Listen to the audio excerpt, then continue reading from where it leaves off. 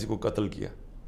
تو یہ جو قتل کا کیس انہوں نے کیا ہے اس کا مقصد ہی ایک ہے کہ کسی نہ کسی طرح عمران خان کو پکڑ لو.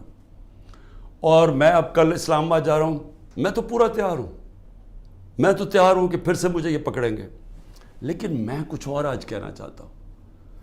میں آج اپنی پارٹی کو بھی ساروں کو یہ آج کل چیزیں بتاتا ہوں کہ اب آپ کو سمجھ آئی کہ میں نے 27 سال انصاف کی تحریک کیوں شروع کی تھی.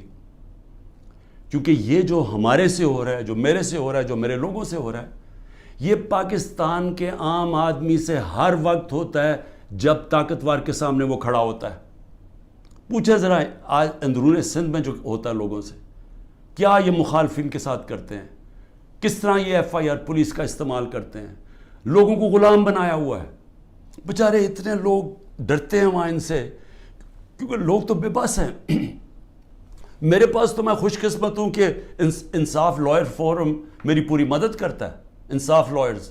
ان بیچاروں کے پاس کیا ہوتا ہے, جب ایک کمزور آدمی, ایک کسان, ایک مزدور, ایک بیچارہ چھوٹی دکان والا, جو ایک لو گریڈ کے تنخواہ دار لوگ, یعنی میں بات کر رہا ہوں جو کمزور لوگ جن کے پاس پیسے بھی نہیں ہیں, وسائل بھی نہیں ہیں, وہ ان کو جب وہ طاقتور کے سامنے وہ کھڑے ہوتے ہیں تو سوچیں ان کا کیا حال ہوتا ہے. یہ 75 سال سے ان کا یہ حال ہے. یہ جو میں بار بار آپ کو کہتا ہوں کہ جب تک یہ قوم آزاد نہیں ہوگی, جب تک انصاف نہیں آئے گا, تو انصاف تو آنے دیا ہی نہیں ہے. یہ اوپر سے جو سنبھال کے بیٹھے ہوئے سسٹم, یہ تو قانون کے اوپر ہے. چوری کریں, سب کچھ ہو رہے ہیں, NRO مل جاتا ہے, طاقتور کو پوچھنے والا نہیں ہے. مجھے گولیاں لگتی ہیں, میں اپنی FIR نہیں کٹوا سکتا کیونکہ دوسرا اتنا طاقتور تھا.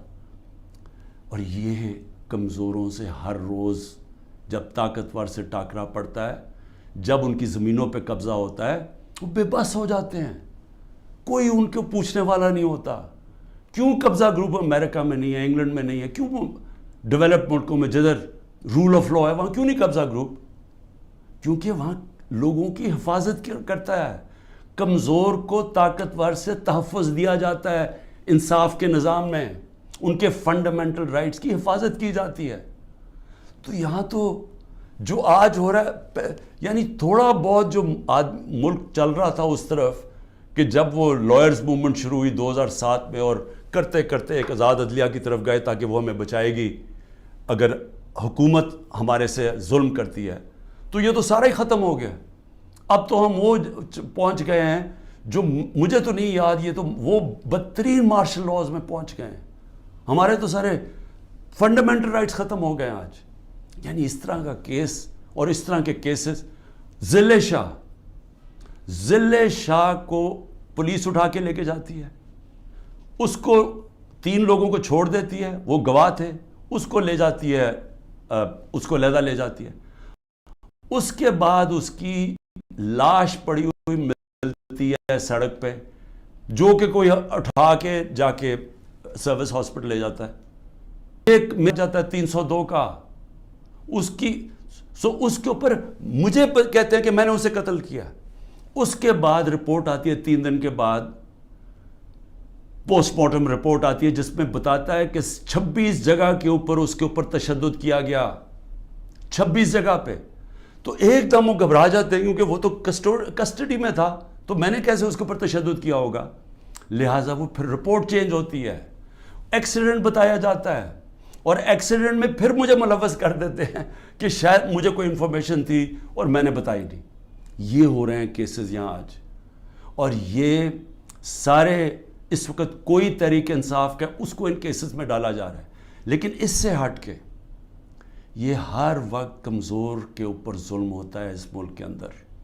اور اگر آپ میرے سے پوچھیں کہ ہمارا ملک آگے ہی نہیں بڑھا, تو حضرت علی کا قول ہے کہ کفر کا نظام چل جائے گا, لیکن اس طرح کا ظلم اور ناانصافی کا نظام نہیں چل سکتا. اللہ نے اپنے سارے جو پیغمبر بھیجے تھے دنیا میں, سب ایک چیز کہتے تھے, انصاف کے لیے کھڑے ہوئے تھے سارے پیغمبر. اللہ کے قرآن میں آپ پڑھیں انصاف کے اوپر کتنا زور دیا ہوا ہے, کیونکہ انصاف سے ہی انسان آزاد ہوتا ہے, اور آزاد انسان کی پرواز اوپر ہوتی ہے, وہی خوشحالی لے کے آتا ہے. اس لیے تو جو آزاد ملک ہیں وہ خوشحال ہیں. آپ دیکھ لیں, جدھر انصاف ہے وہاں آزادی ہے, وہ خوشحالی ہے. جدھر انصاف ہے وہاں حقیقی جمہوریت ہے. جن ملکوں کے اندر انصاف نہیں ہے وہاں جمہوریت نہیں آ سکتی. سو لہٰذا میں آج اپنی قوم کو یہ کہنا چاہتا ہوں کہ میں تو جیل کے لیے تیار ہوں اور ہر چیز کے لیے تیار ہوں, لیکن میں کبھی اس ظلم اور اس طاقت کے حکمرانی کے سامنے کبھی نہیں جھکوں گا. اور میں آج آپ سب کو کہتا ہوں, آپ نے کبھی نہیں جھکنا, کیونکہ ایک میری بات یاد رکھ لینا, جس دن آپ نے اس ظلم کو قبول کر لیا اور یہ ناانصافی کے نظام کو, ملک نہیں رہے گا. کوئی قوم نہیں سروائیو کرتی اس طرح. جس قوم کے اندر اس طرح کا ظلم ہوتا ہے وہ نہیں سروائیو کرتی.